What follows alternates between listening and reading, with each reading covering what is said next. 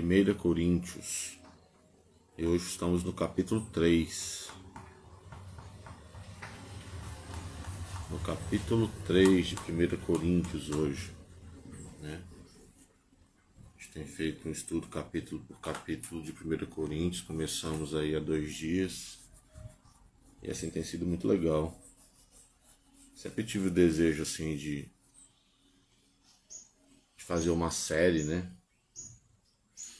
E tem sido muito legal.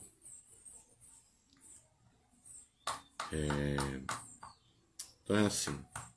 Então vamos dar início, né? Então o capítulo 3 de 1 Coríntios, Paulo ele dá uma retomada na discussão que ele começou lá no primeiro, dando bronca no pessoal da igreja de Corinto, sobre esse negócio de eu sou de Paulo, eu sou de Apolo. E ele dá essa bronca no pessoal. E ele retoma.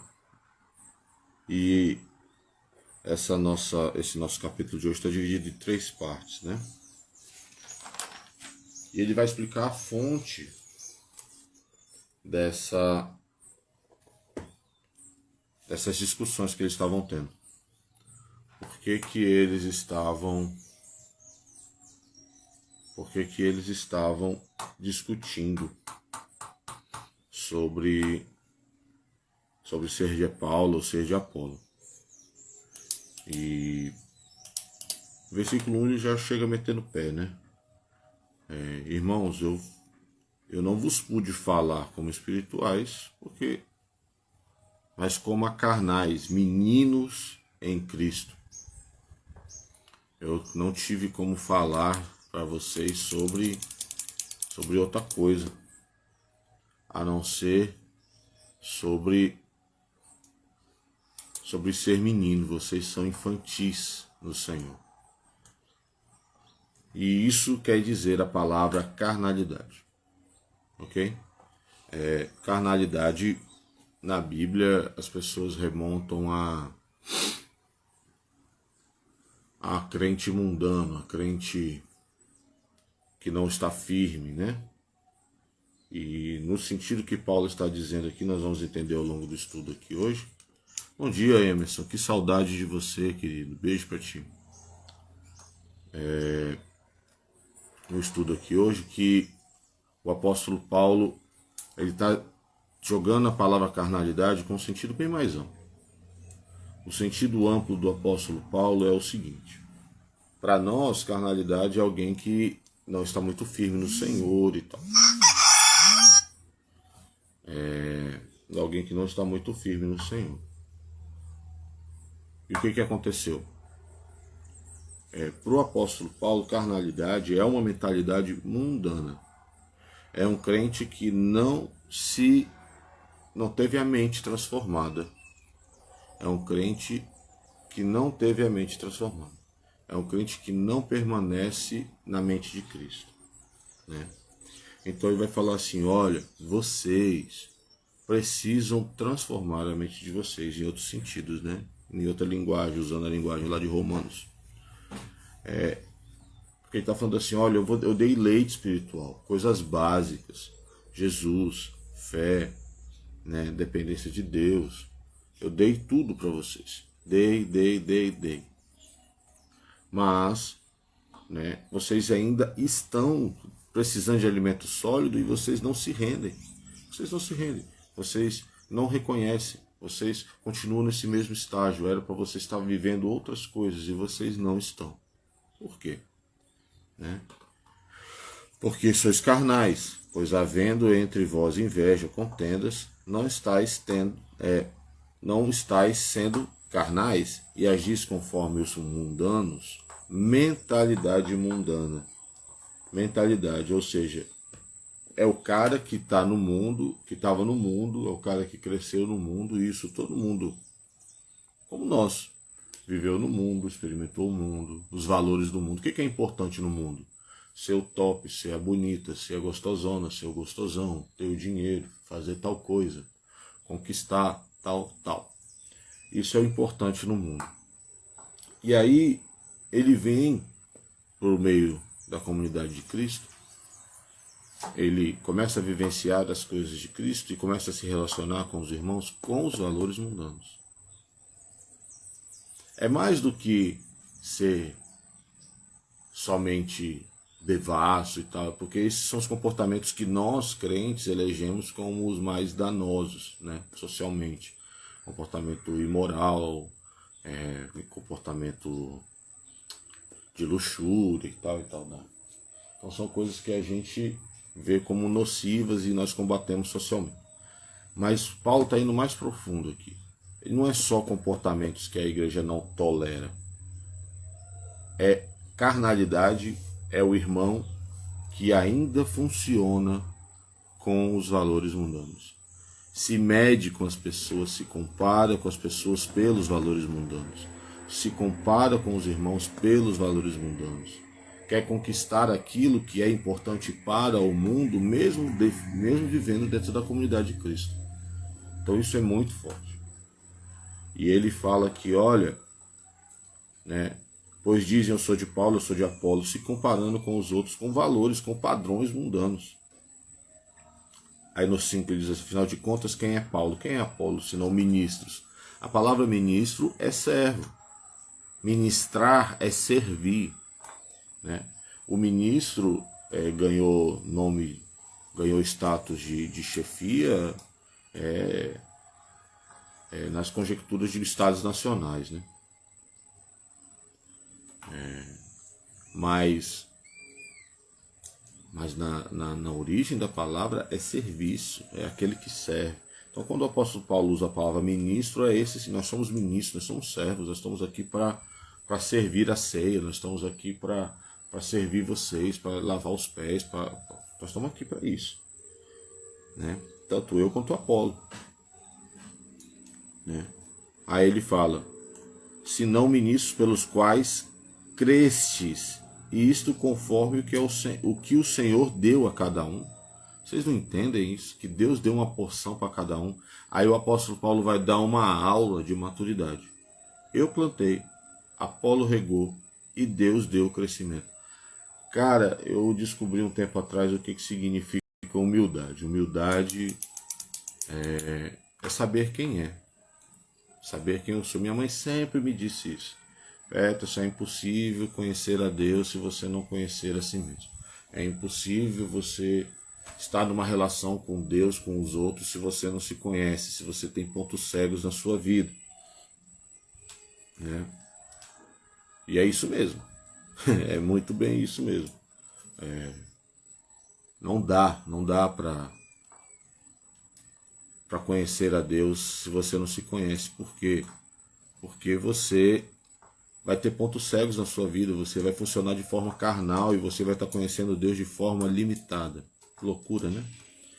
Então, ele dá uma aula de maturidade aqui, quando ele fala, eu reguei, eu plantei, Apolo regou e Deus deu crescimento. Pelo que nem o que planta, nem o que rega são coisa alguma, mas Deus que dá o crescimento. Ou seja, eu conheço o meu lugar. Eu sei para que eu fui chamado. E o meu sucesso cristão não está na crença de vocês, nem está na mudança de vida de vocês. Meu sucesso está em obedecer aquilo que me chamou. E eu fui chamado para plantar. E nesse momento aqui, eu plantei. Teve outro que Deus levantou para regar aquilo que eu plantei. E no final das contas, todos estão dando glória a Deus. E é para isso que eu fui chamado. Ora, o que planta e o que rega são um, versículo 8. E cada um receberá o galardão segundo o seu trabalho. Pois nós somos cooperadores de Deus. Cara, isso aqui é muito louco. Deus nos chama para trabalhar junto com Ele. Não somos deuses, não somos reis, não somos conquistadores, não somos líderes de movimento, não somos nada disso. Nós somos cooperadores de Deus no seu reino. Nós reinamos, né, junto com Ele. Nós ordenamos, trabalhamos no reino junto com Ele. Nós implantamos o reino junto com Ele. Nós somos participantes disso. né?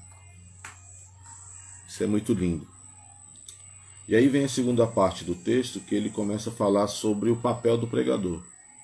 Ele fala dos que recebem a palavra, fala do termo carnalidade, né? E quem é o crente carnal? É alguém que é crente, tá, querido? É um crente, é alguém que conheceu Jesus, que mudou, que quer conhecer a Deus e tal, só que precisa ter os seus valores mudados. Como é que a gente se mede no cristianismo? Como é que a gente sabe que a gente está crescendo no cristianismo? Quando a nossa mente começa a funcionar com os valores do reino de Deus. O que é importante no reino? O que é ser grande no reino? O que é cuidar no reino? Como que Jesus vê cuidar, mudar, ministrar? O que é servir? O que é sexo no reino? Né? Sexo para mim é prazer e tal, e tal, e tal. Então, essa área da minha vida eu ainda sou carnal. Né? Sexo se resume só a isso, como instrumento de poder, de domínio e tal.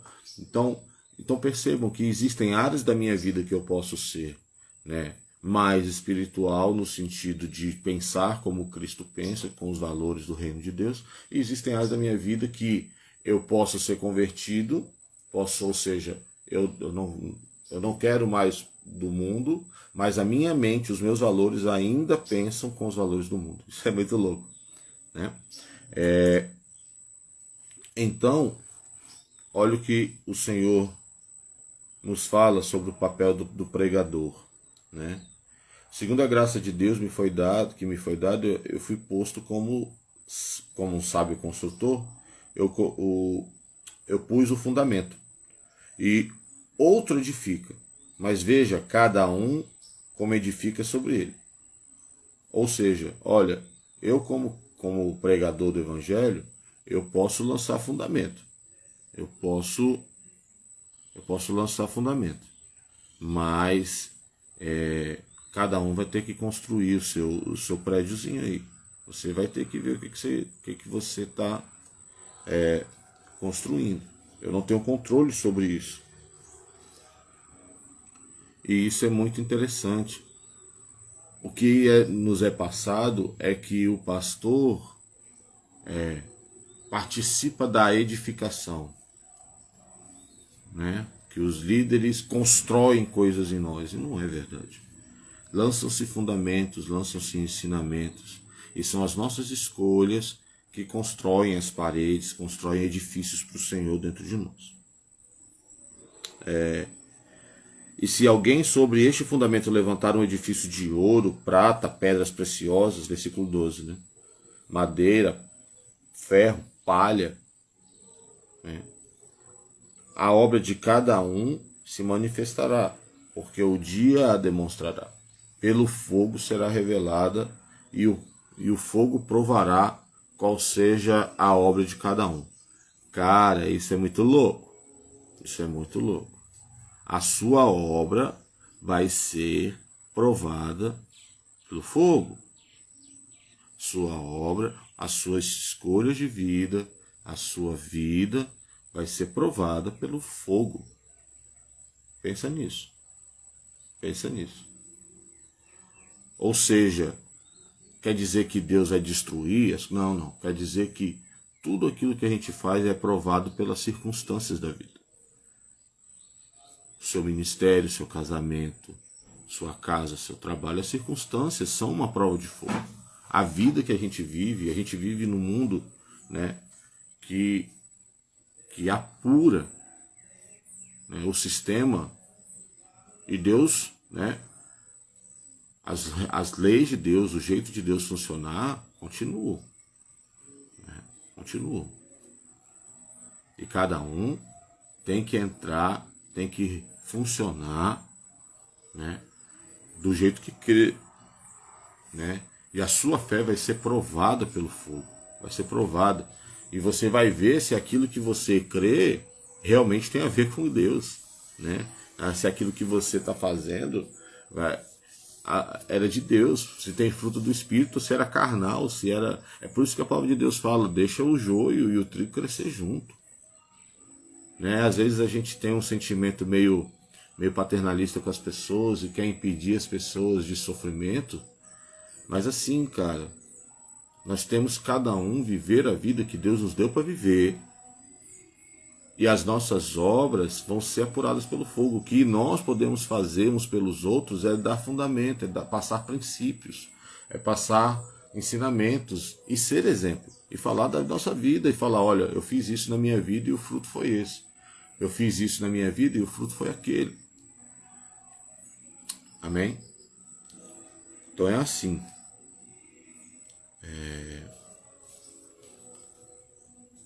Então, pela graça de Deus é possível o pregador lançar fundamento, mas cada um vai construir a sua vida pelas suas obras, né? Pelas suas escolhas. E ser passado pelo fogo é viver, gente. Ser passado pelo fogo é que amizades que são verdadeiras. Ah, o cara falou isso para mim, o cara falou aquilo para mim. Mas que amizade que é verdadeira? É aquela que é provada pelo fogo. É aquela que permanece quando ninguém está vendo. É aquela que permanece quando ninguém sabe. Essa é a amizade provada pelo fogo. Sabe, queridos? Deus está nos dando a oportunidade de construir coisas baseadas em seu reino.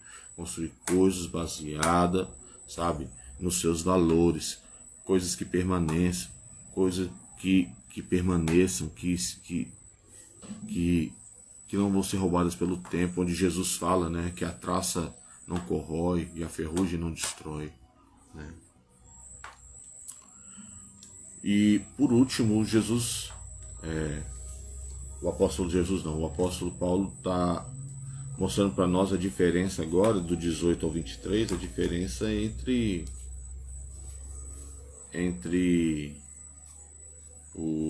a mentalidade do mundo e a mentalidade de Deus.